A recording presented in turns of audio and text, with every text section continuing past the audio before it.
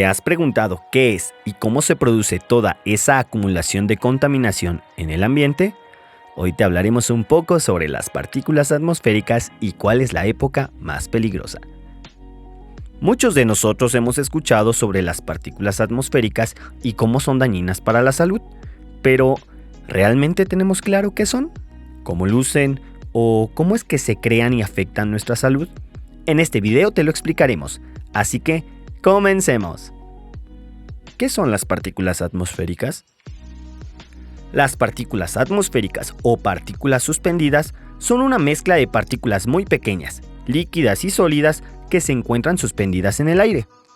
Pueden tener diferentes tamaños y composición dependiendo de su origen. El impacto que tienen en la salud dependerá de su tamaño, composición y también de la sensibilidad de los individuos. Las partículas se clasifican por su tamaño en PST, PM10 y PM2.5. Para que sea sencillo de comprender el tamaño que tienen estas partículas, las compararemos con el diámetro de un cabello. Así que, imagínense qué tan pequeñas pueden llegar a ser. Las PST son las partículas suspendidas totales en el aire con tamaños de hasta 60 micrómetros, el diámetro de un cabello. Actualmente se da más importancia a las fracciones de menor tamaño que logran ingresar en los pulmones, como las PM10, que son partículas con un diámetro menor o igual a 10 micrómetros. Aproximadamente caben hasta 7 en un cabello. Se les conoce también como partículas respirables. Y las PM2.5, que son partículas con diámetro igual o menor a 2.5 micrómetros, y en un cabello pueden caber 20. Se les conoce como partículas finas gruesas. Las partículas PM10 y PM2.5 contienen metales que pueden provocar daños en el sistema nervioso central, como el plomo y el mercurio, o incrementar el riesgo de desarrollar cáncer por el cadmio y el níquel. Compuestos orgánicos cancerígenos como dioxinas, furanos e hidrocarburos aromáticos policíclicos que son cancerígenos y mutagénicos. Hollín, que contiene compuestos orgánicos tóxicos y carbono elemental o carbono negro que contribuye al cambio climático y tiene efectos negativos en el sistema respiratorio y cardiovascular.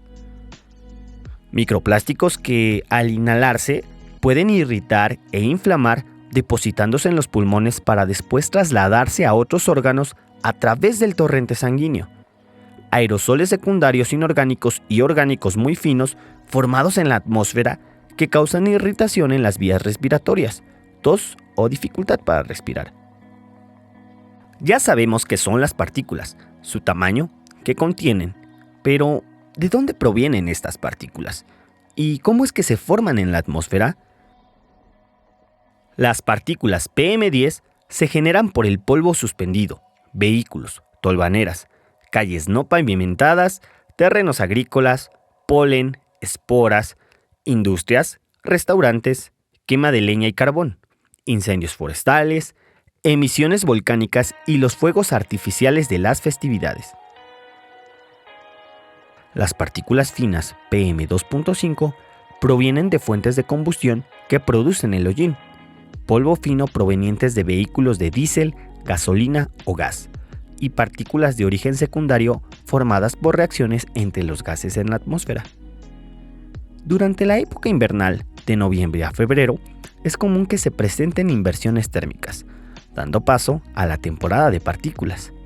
Esto se refiere a que el aire caliente suele estar más cerca del suelo, pero durante esta temporada, en las noches, el aire frío tiende a permanecer cerca de la superficie y por las mañanas queda atrapado debajo del aire caliente. Por esta razón, cuando comienzan las actividades vehiculares e industriales, los contaminantes que se emiten no pueden dispersarse.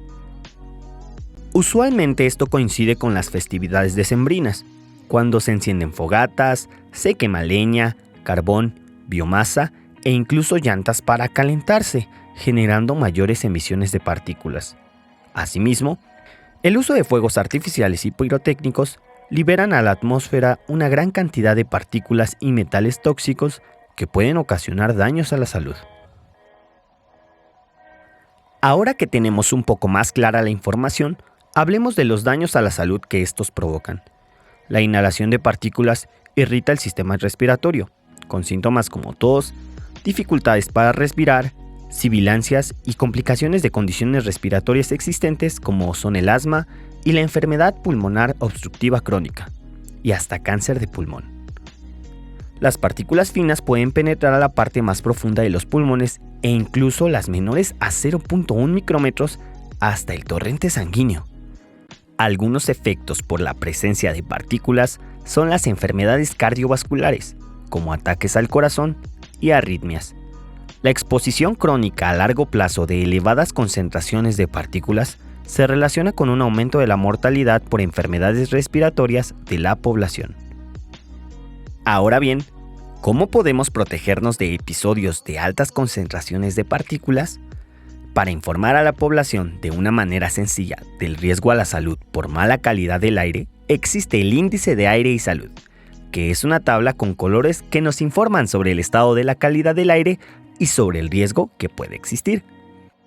El color verde nos habla sobre una calidad de aire buena y un nivel de riesgo asociado bajo, donde podemos realizar todas las actividades al aire libre.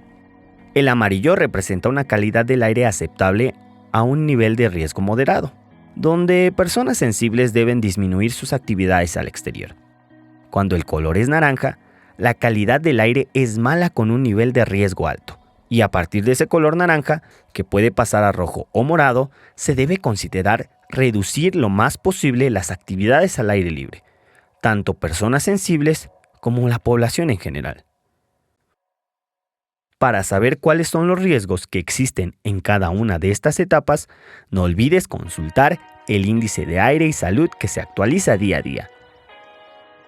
Para finalizar, les daré algunas recomendaciones para protegernos y disminuir sus emisiones. Es importante mantenernos informados sobre los niveles de contaminación a través de los medios de comunicación o con aplicaciones. Reduce el uso de automóvil y transporte. Camina o usa bicicleta en vialidades alejadas de vías principales. No quemes cartón, carbón, leña, petróleo ni llantas. Disminuir las actividades al aire libre en horas pico de contaminación. Crea un ambiente limpio en tu casa u oficina. Limpia y ventila frecuentemente. Y considera la instalación de filtros. Selecciona sitios alejados de vialidades o de fuentes contaminantes para hacer ejercicios, preferentemente en parques y áreas verdes. En días muy contaminados, usa máscaras o cubrebocas N95 o N99 para reducir la inhalación de partículas en el exterior. No olvides que nuestra salud es lo más importante, por lo tanto te invitamos a seguir estas simples recomendaciones en tu día a día y de esta manera, juntos contribuir al cambio. Recuerda que cuidarte a ti mismo es cuidarnos a todos.